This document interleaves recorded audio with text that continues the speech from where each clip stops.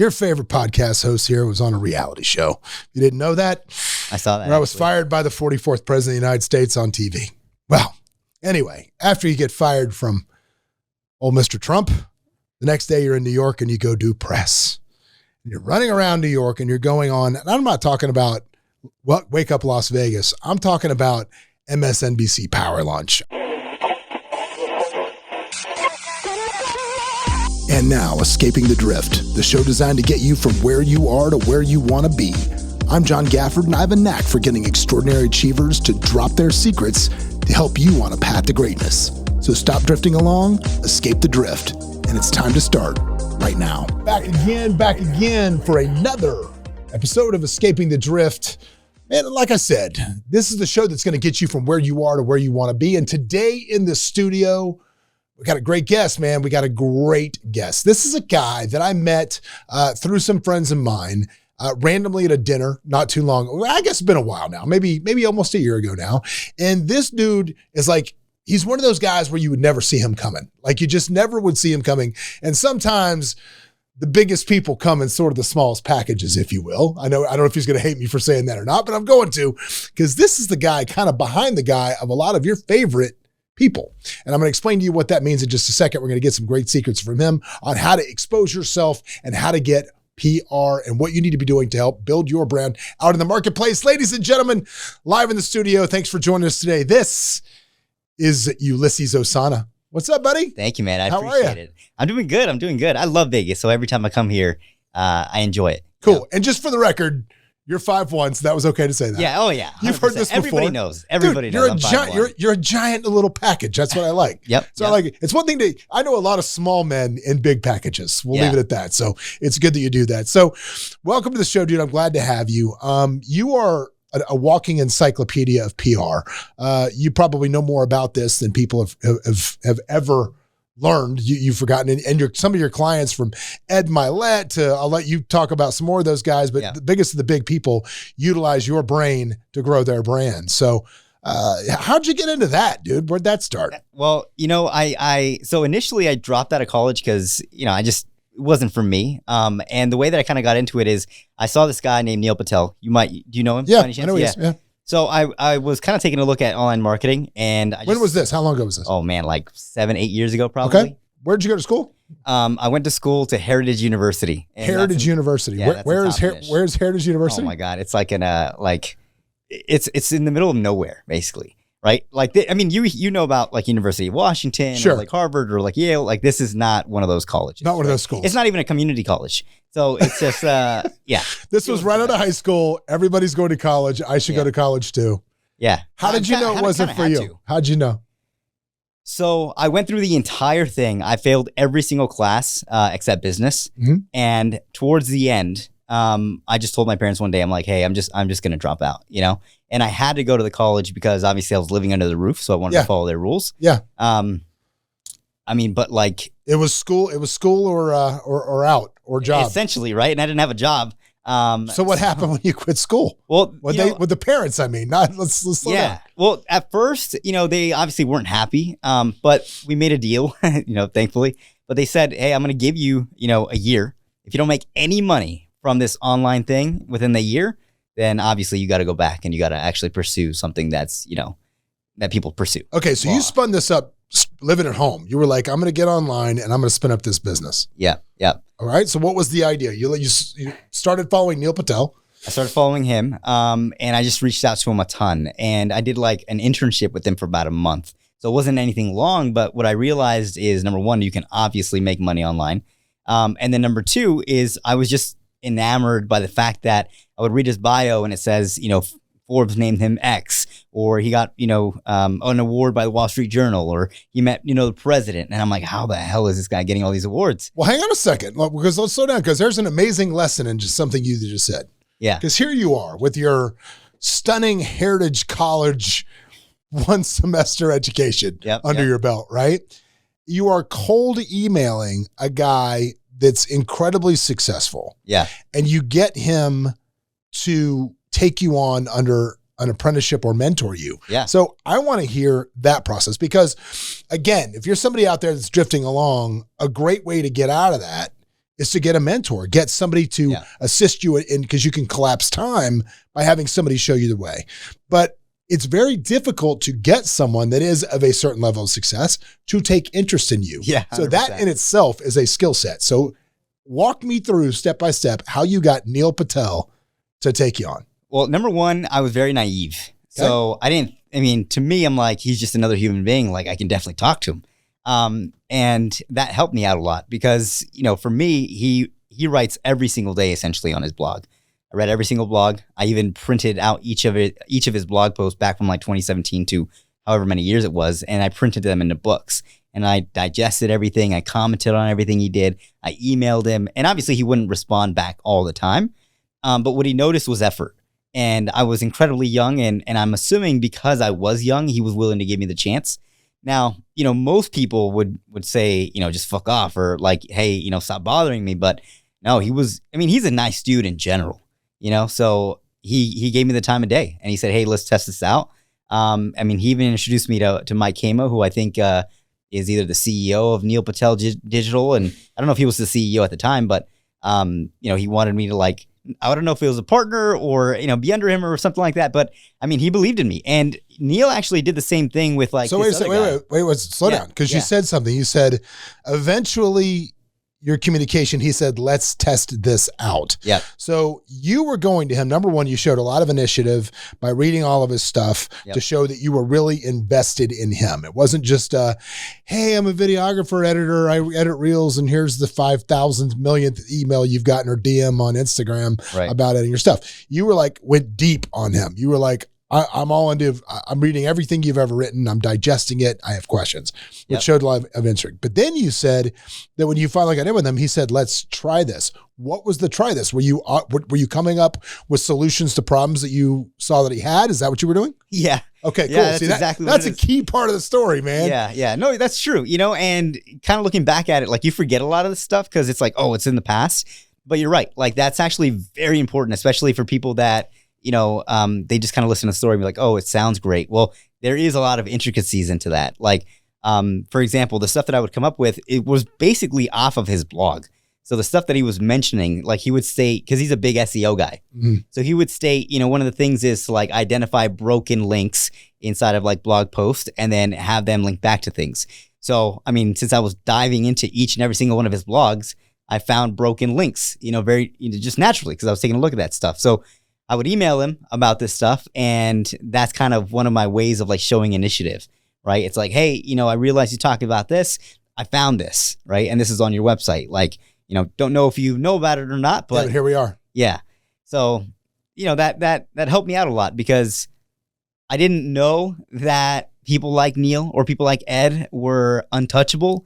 And because I was naive, I'm like, I can just message him. I can just talk to him. You can just send it with the power of social media, man. Just send the DM. That's true. Because you never know.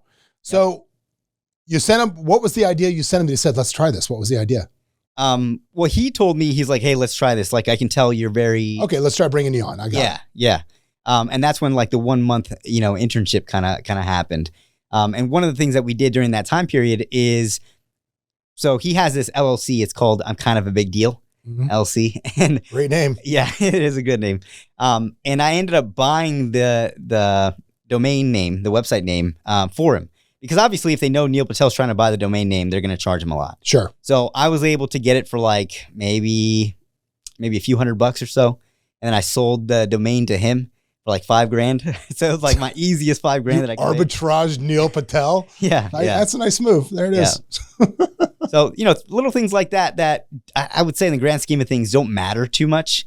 Broken links and things like that, it's not going to move the needle for your business. But, for him, it showed that I was a loyal team member. So you went out and got that domain and got it done. So in that month, did you go to him or did you guys just work remote? No, remote the whole time. Everything was remote. Yeah. And that month, if you had to compare that month with Neil Patel learning this business versus that time at Heritage College. Oh my God. Yeah. You can't even compare it. Dude, I'm gonna have Heritage College on the map by the end of this podcast. Yeah. So their attendance is gonna go through the roof by the time we're done. Yep. It's gonna be crazy. So for sure we're gonna get that done. But anyway, what did Neil teach? What did you take from Neil that you turned into the first business? leadership. Every time he spoke to me, he said we, us. He was, big on making sure that I didn't feel like he was a dictator, because he actually wasn't. When he would assign me things, it was result oriented versus task oriented. So it wasn't like, hey, do this, do this, do that. It was more so like, the goal is this, Get to here. Yeah. I don't care how we get to here, just get to here. Exactly.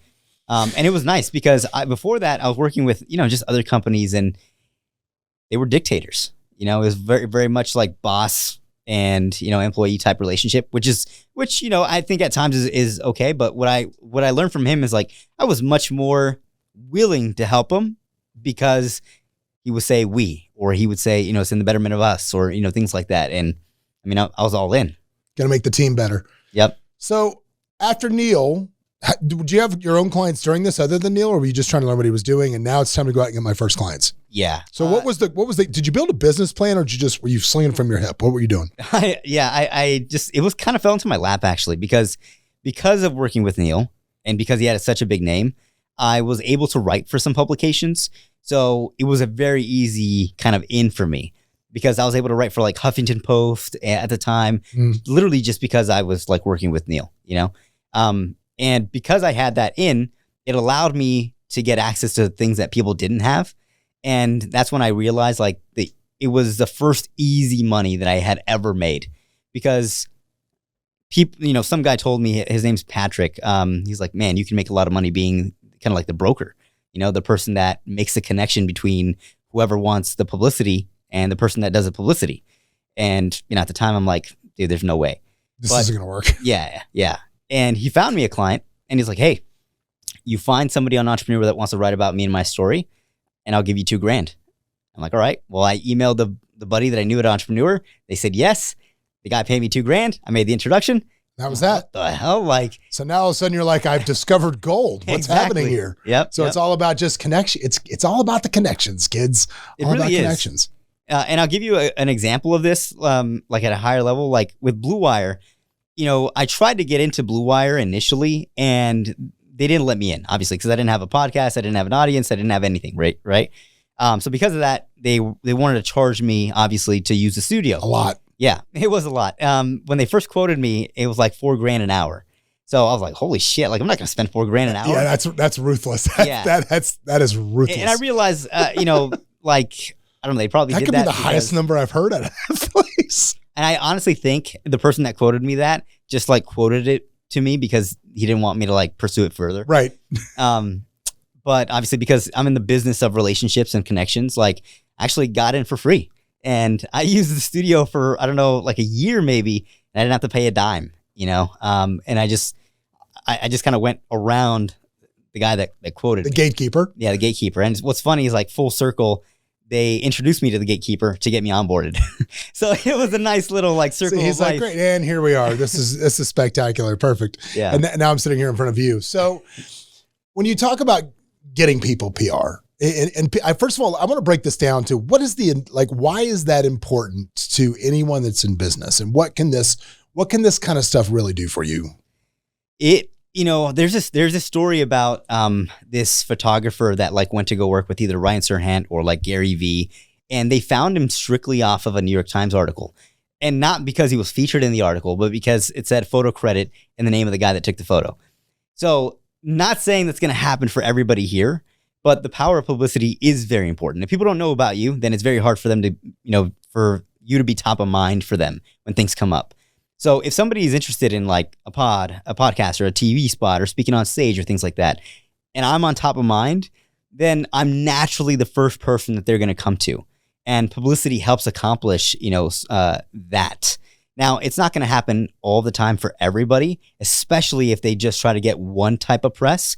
But what you should be looking at is your personal brand as a whole, and what do people see about you? What do they believe about you? And how can you control that narrative? Dude, I got to tell you, this is the biggest hurdle for real business people to get over.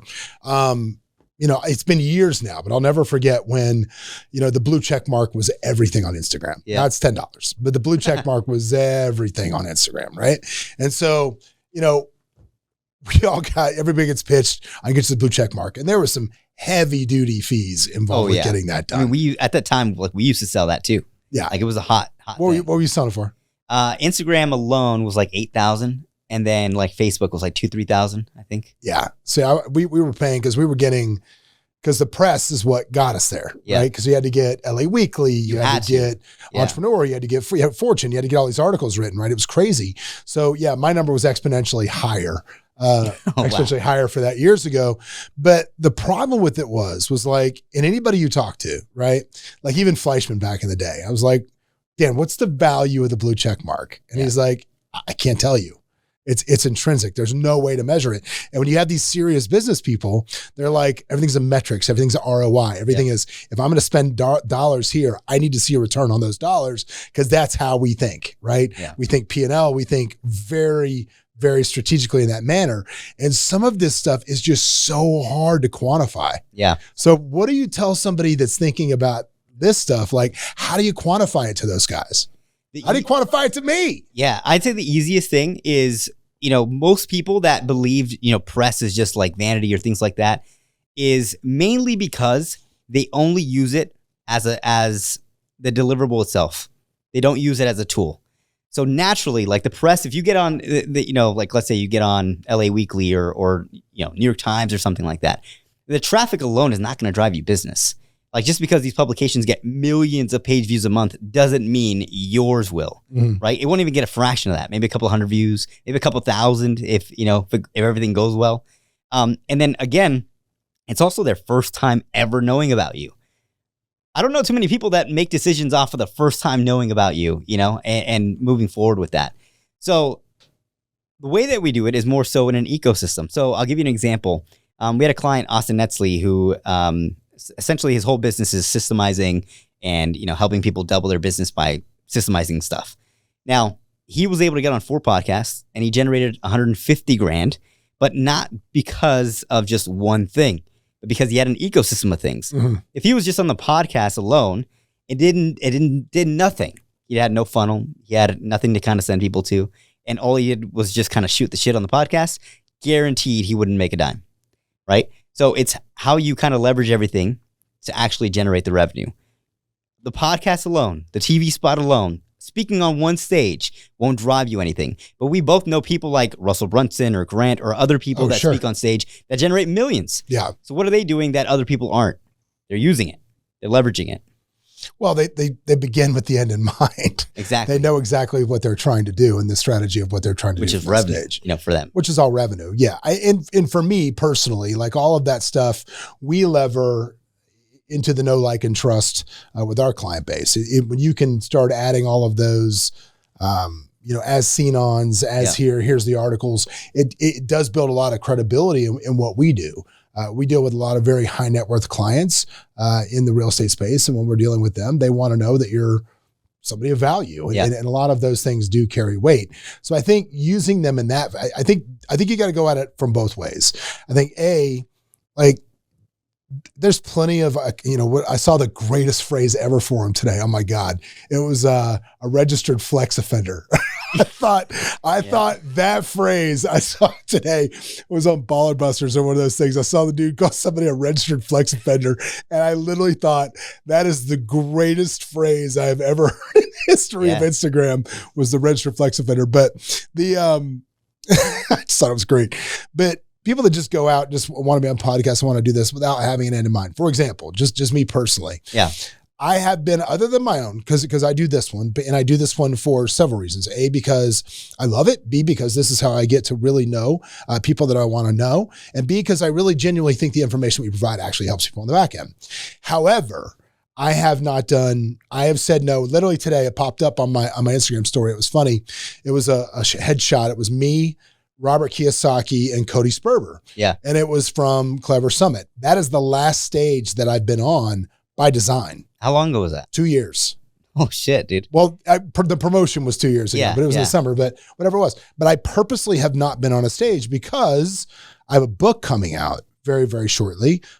Should be out of final edit, hopefully no later than April 5th. And then we'll move on to publishing from there. And the people I'm working with in New York are wonderful and they're great. And that's going wonderfully. But yeah, I purposely have held back on all of that stuff because for right now, other than promoting our businesses that we already own, that's what I'm going to need to push. That's what I'm going to need to go. So that's my end in mind. Yeah. So I'm still using all of that other press. I still use this. I use everything else to leverage my authority in the marketplace, but really doing a big push like that is all on hold. Yeah. I think, Monsi, I did one of her clients a favor at Blue Wire a couple of weeks ago. I was on his show, which was great. It was cool. It's been a really long time since I've been a guest on somebody's show. I did Cole Hatter's show maybe 4 months ago. And yeah, that's it. And it's just because they were like, hey man, I need somebody. And I was like, I got you. Yeah. But trust me, when that book comes out, I'm going to be everywhere. The goal is to just be everywhere. That's the way to do it though. You know, like you come with an end in mind. Like I'm pretty sure, because you're not just going to do things just for the sake of doing them. That's like, first of all, it's a waste of time, and then opportunity costs, right? You have tons of other stuff that you got to do. So, but with the book, I mean, that 100% makes sense. So with this and with your clients, are they looking more for authority building stuff, or are they really end in mind funnel with this is headed somewhere? What are they looking for? I would say most of our clients end in mind. Okay. Because you can hire any agency really that at least that's worth their salt, that can deliver the PR to do that, right? To do the PR itself. But you know, for some of the bigger clients, like, I mean, with or without me, they could get the same connections that I have. It's just they at the time either don't have them or don't want to build a relationship to get them, or whatever it is, right? But I'm just a vessel to, I'm just a vessel to speed it up. You're a time machine. Yeah. It's what you do. You can press time for people. Literally what it is, at least for people on the higher end that are kind of looking to do like a book launch or you know, stuff like that, because everybody can do it themselves. Well, I also love that, you know, obviously when you have a podcast that's done as well as this one has, dude, it is a never-ending sea of emails and DMs of appearance stuff and everything. We just shove everything to the site. But I love kind of your approach where you're like, hey, I got this guy. I really believe in this dude. And if you'll put him on, and I know that you're not going to send me some scrub that, you know, I did one paid appearance one time, and I'm not going to mention this guy's name, but I did a paid appearance one time. It got me gun shy on paid appearances. I just raised the paid appearance price really high now. Because this guy, I did 45 minutes with this dude, and he was talking about the most boring. It was like an infomercial for the most boring thing that was like a really technical, I don't want to say exactly what it was, because I don't out the guy, but it was a really technical piece of equipment he was trying to sell on his back end. And it was like a 50-minute infomercial. And at the end of it, I said, okay, cool. And then I watched it back. And as soon as I watched it back, I sent him back his money. And then I sent him all the footage. And I said, you can do whatever you want with this. Go crazy. Go cut it up, post it, knock yourself out. I'm not putting this up. Yeah. Because it's a commercial.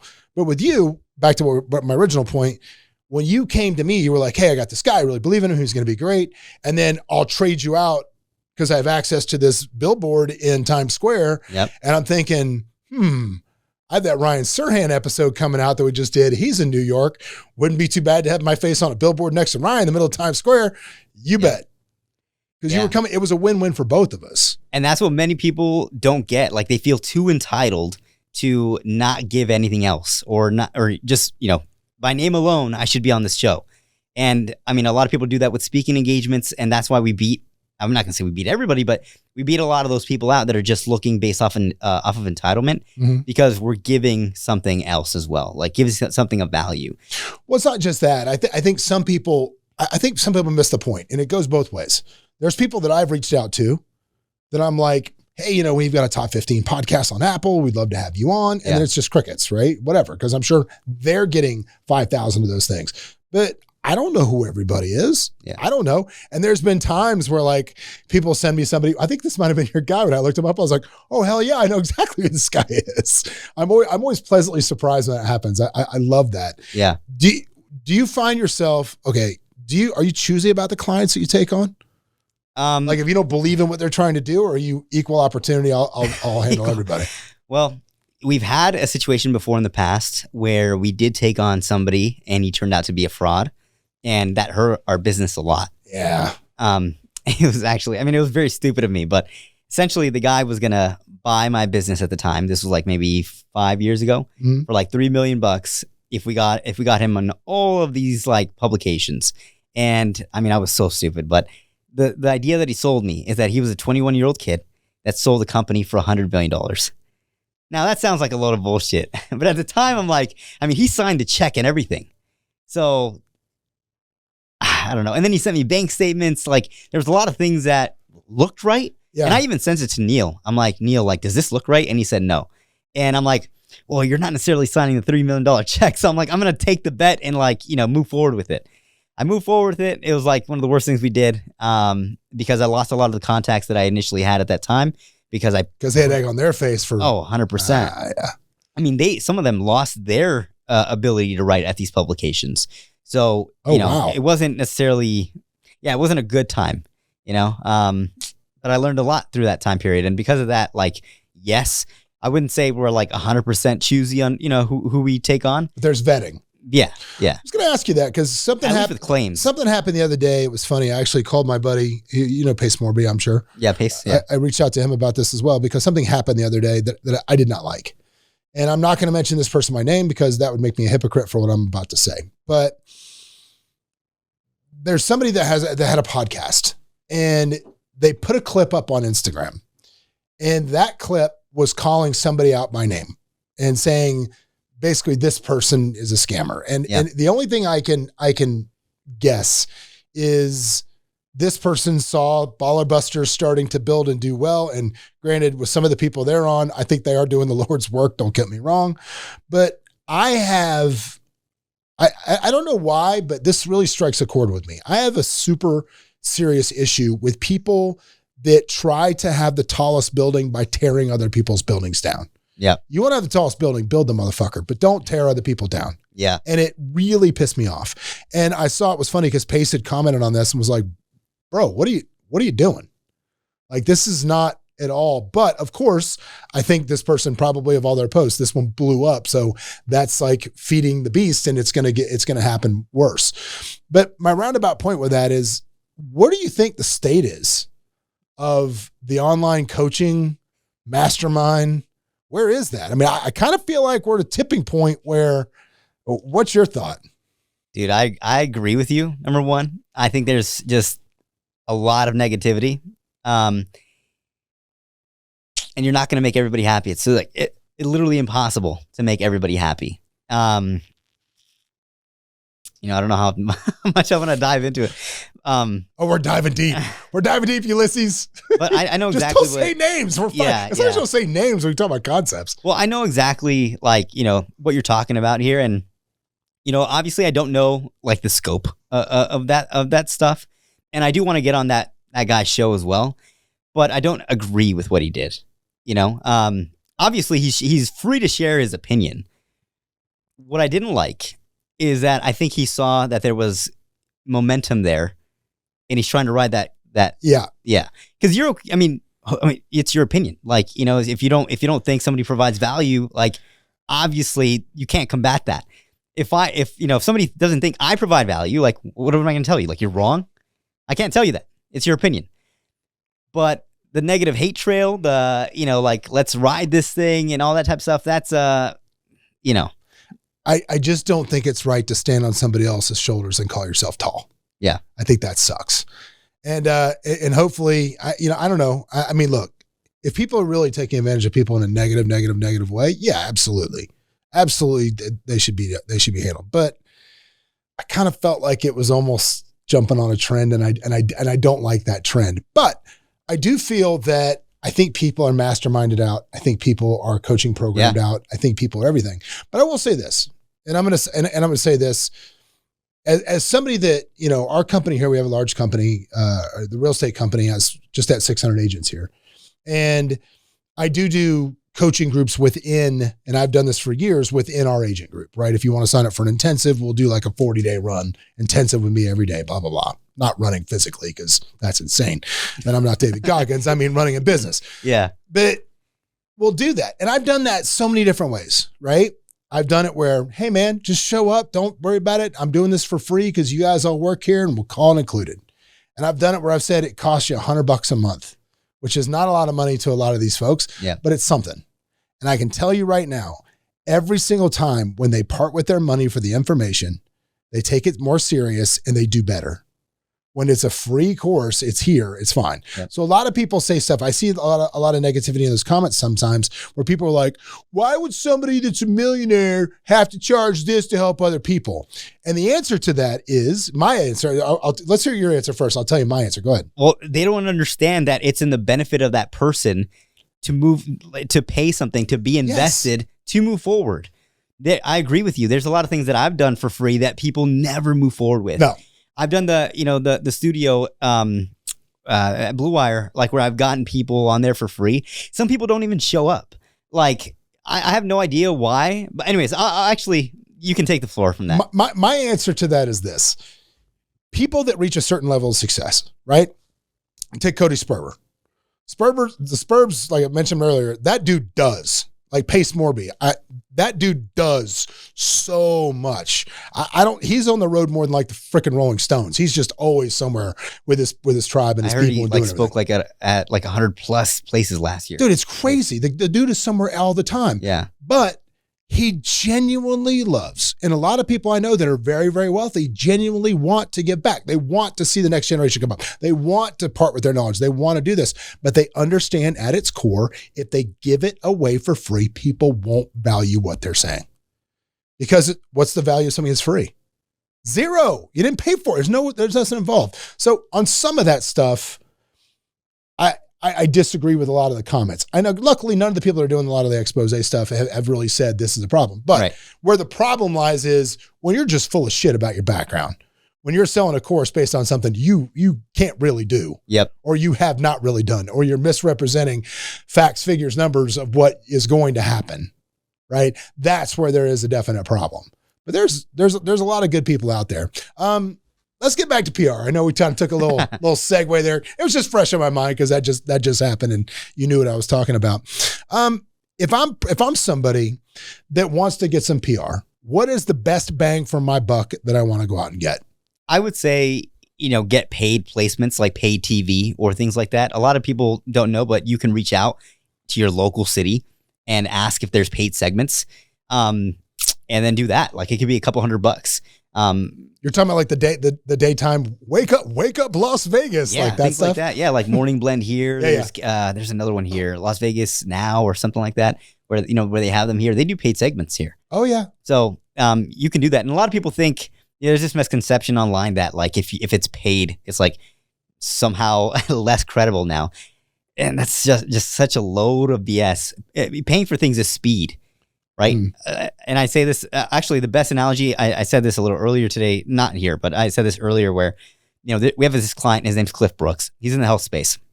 A lot of people that are in the health and fitness space, the clients of theirs just want to look good naked. They want to have abs, like they, do it for superficial reasons. Mm-hmm. However, for Cliff, the story is a little bit different. His dad passed away when he was young. And because of that, I mean, he's trying to live as long as he can for his kids. Exactly.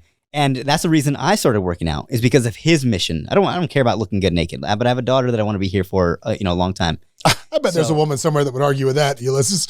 Yeah, I bet there's women everywhere that argue that hopes you're concerned a little bit about it. Yeah.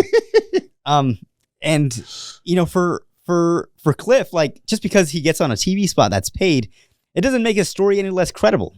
Like it doesn't make it any less genuine. It's not different. Yeah, nothing else happens other than the fact that it was a sponsor. It was an advertisement, right? So what? Because you saw something that's sponsored, you're now not going to take into account the story and want to do something about it. That's just to me it's stupid. But those are my thoughts on that. So people really say, it's a stigma. I don't want to go on TV. I'm not paying for that. Oh yeah. Really? Somehow they're better than that. Somehow if the meat just build and they'll come. If I'm good at what I'll do, like the media is going to come to me. No. Doesn't work that way. No. God, because they don't even know you. They should be beating my doors down. Where media? Where are you people? This is ridiculous. Exactly. Beating my doors down. That's why, it's that entitlement, or I don't know what it is, but it's just insane to me that people think that they're going to be so good, better than everybody else out there, that they're going to get that one person that's going to be like, you know what, I like you. Let me go ahead and interview you. Yeah, they're waiting for that moment so they can feel on their good on their high horse. You know what it is? I think it's ego. It's ego. Yeah. People think it's cheating. I think people compare paid PR to buying followers on Instagram or buying likes or whatever else, which I do not recommend, which I have done, which I was recommended to do it many years ago. And I've been battling with that ever since. Yep. Because it does not help you in the long run. Believe me, it does not. And if you're one of my fake followers watching this on Instagram, please stop. Just go away. I don't care. Beat it. I really don't care. Go away. You know, one thing that I want to mention about that, because you bring up a really great point. Yeah. Is the followers thing, they do compare it to the paid PR. And I understand why. Like, there's people that obviously just get paid PR and it's like, oh, how this guy makes X amount of money and like retired his mom or something like that, right? Where the story, is 100%, maybe not fabricated, maybe it's true, but they're all trying to sell you on this like pipe, this dream life, right? The luxury life. That I understand. But I think everybody associates paid PR with that they fail to recognize that there's genuine stories that just can't get out there that need a little help and that need the push. And that's why we do the paid PR. And that's why I have a big, I'm a big advocate for that type of stuff. But I understand where people come from with that because they associate it, fake followers. You're just fake. You're just this, right? You're fake. Yeah. But the whole industry isn't like that. That's. Well, I mean, at the end of the day, Fortune 500 companies have PR firms for a reason. Yep. They're not, when the new McGriddle is coming out, nobody at the New York Times is banging down the door to write an article on that. Agreed. but somebody will do a taste test. So there you go. So yeah, I think that's it. I think it does kind of get a bad rep a little bit in those angles, but I think it's not there. So again, back to this. Let's say I come to you, I do my day show. What should I plan if I'm going to do a spot? What should I have planned out? If you're going to do TV, you definitely need to plan sound bites. Are you familiar with like Vivek Ramaswamy? No. Okay. Well, he's a political candidate that he was running. Okay. Jesus. Yes, of course. My God. Yeah. Okay. He was running for president, you idiot. Yeah. I do know. Yes, of course I know who he is. Well, he's phenomenal at sound bites. He's great. He's great on TV. He's great on, his messaging is the same everywhere, right? And on longer form podcasts, he does phenomenal as well. But I think he really shines in the 5-minute to 10-minute segments. So if you're going to plan, you just got to know your end goal for each, right?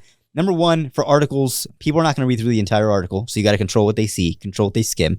For TV, you got to make sure you have your sound bites down. What do they actually need to know? And it can't be technical like the guy that you had on your show, because then people are going to go, they're just not going to pay attention. And then for podcasts, that's when you kind of have to show your convictions and your beliefs, because if you don't even believe what you're saying, then it's very easy for somebody else to just. Okay. Can I tell you about my biggest failure in this arena? For sure. This is a sad story, folks. It's a sad story. Once upon a time, many, many moons ago, your favorite podcast host here was on a reality show. You didn't know that? I saw that. Where I was fired by the 44th president of the United States on TV. Well, anyway, after you get fired from old Mr. Trump, the next day you're in New York and you go do press.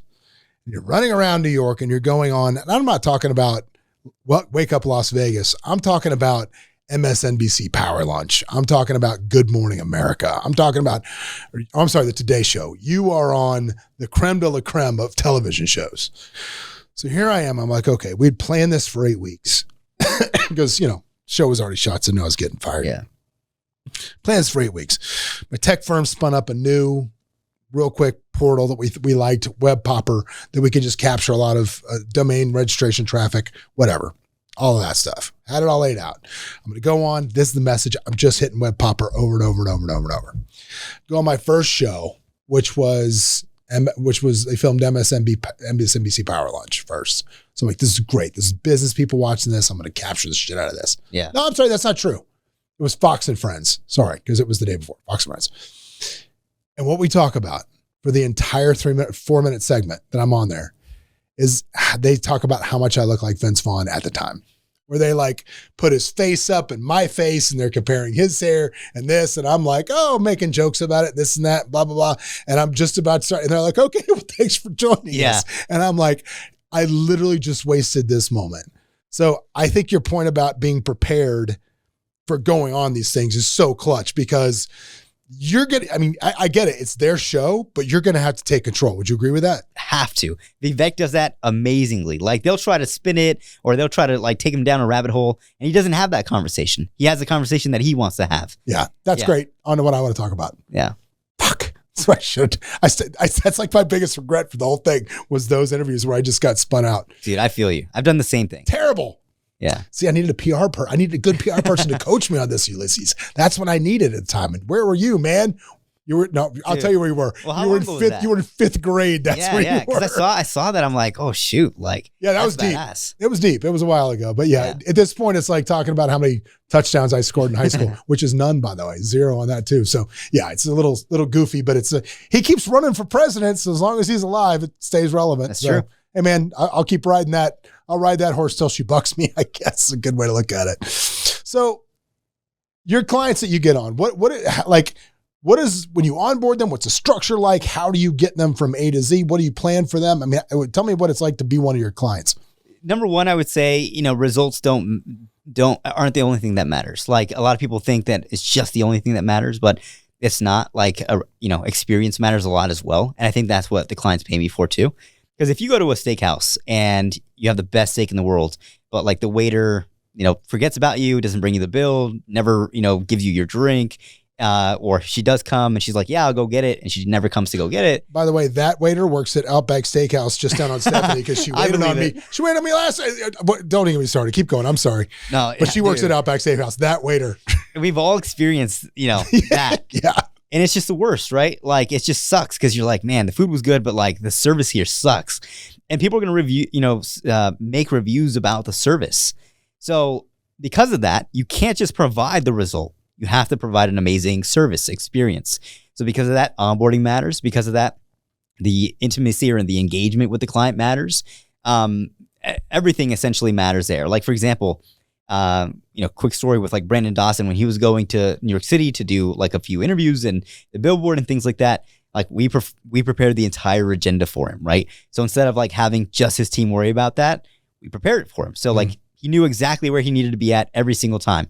When we did the Blue Wire interview with him, immediately when we were done, I had him on a Zoom call with like 4 different writers at publications so we can get that done 15, 30 minutes and then he's out. So understanding that, number one, they're busy. So, opportunity cost is huge for them. And number 2, making it as easy as possible for them to do whatever is needed. And get back to life. Yeah. Get back to life. How'd you get Ed Milet? How'd you get Ed? Well, initially, I didn't know, what he is now. Like, I didn't know that he was, he was going to be that or. This was so this was pre-Ed Milet. This was pre Ed. Yeah. This was Ed. In fact, I didn't know how big he was until we closed him. Because I didn't speak to him when we closed him. It was one of our sales reps. And they're like, man, he's so huge. Like, he's friends with Tony Robbins. He's like, and I'm like, you know what? Everybody says that. Everybody says they're so big. Who isn't friends with Tony Robbins in their own mind, right? 100%. I walked on fire. We're buddies. No. Yeah.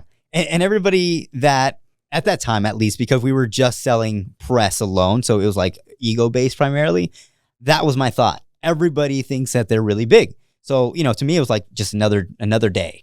And it wasn't until we started working with him, I'm like, holy fuck, like this guy is actually very, very big. We made the connection to Ed Milet with Ryan Stewman, and Ryan got, Ed on, a couple pieces. And then, Ryan Stewman invested into Ed's stuff. And then I just started noticing like Ed blowing up, So we were very blessed. Stewman's blowing up in the last year and a half. He's really blown up. 100%. Yeah. His Apex facility in Dallas is something to see, man. Yeah, he's killing it. Yeah. Yeah. So, at the time it was a blessing in disguise. And it's not like he did a whole big thing with us. He got maybe like 5-ish, plus articles. Mm-hmm. So it wasn't like a whole thing. And then we helped him out with a couple of other stuff that I won't mention, but, other than that, it was a good experience, and obviously the name allowed me to get another big name and just kind of work Daisy changed its way up. The snow whitening, the teeth whitening thing. Did you catch them early? No, you got them. He was a major success already. Okay, he was already there. Yeah. So it was so easy for us. Yeah, it's like, hi, we're the best thing since sliced bread. Can you help us make us popular? Sure, no problem. I got it. It's easy. Yeah, yeah.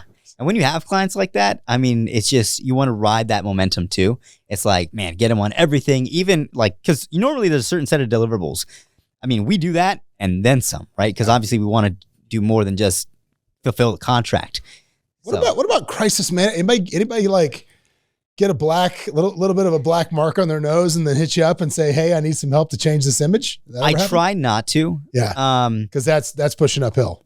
Yeah, it's pushing uphill. And number two, I don't know enough to really know if I can help combat this or not. Have you been approached with this before? Yeah. I mean, there's a lot of people that like, hey, I have Reddit threads about me, or hey, I'm on Ripoff Report, or things like that. And, I'm not a lawyer. Like, I don't know your side. I don't know his side.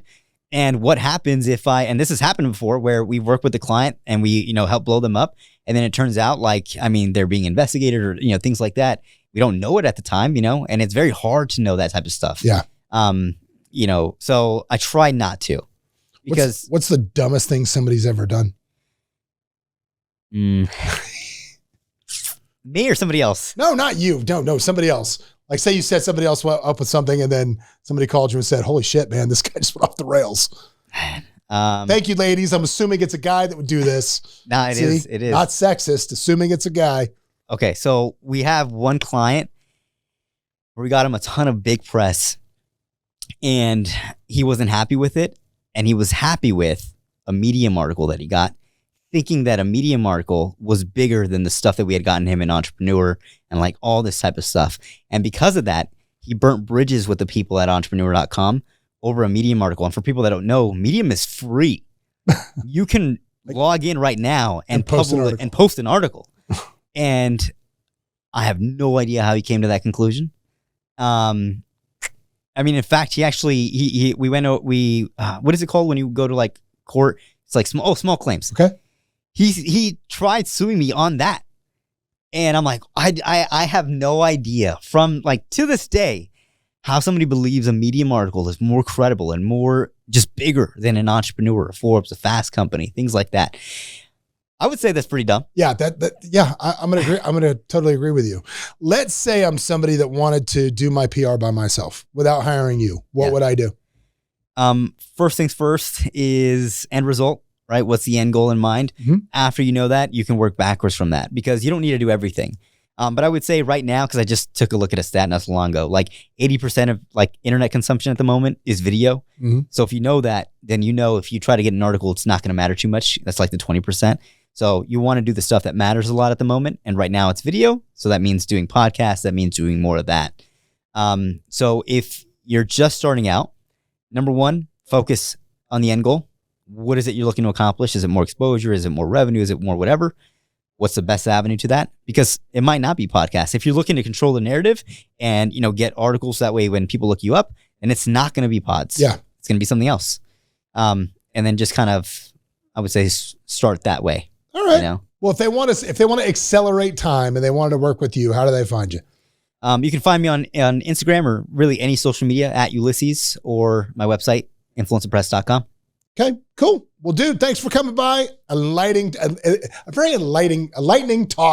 God, it's been a long day already. Yeah. Enlightening talk about PR. So glad to see you, dude. Thanks for coming in. You're welcome anytime you want to come back through. I appreciate it. Thank you. Guys, we'll see you next week again with another awesome episode of Escaping the Drift. See you next time. What's up, everybody? Thanks for joining us for another episode of Escaping the Drift. Hope you got a bunch out of it, or at least as much as I did out of it. Anyway, if you want to learn more about the show, you can always go over to escapingthedrift.com. You can join our mailing list. But do me a favor, if you wouldn't mind, throw up that 5-star review, give us a share, do something, man. We're here for you. Hopefully you'll be here for us. But anyway, in the meantime, we will see you at the next episode.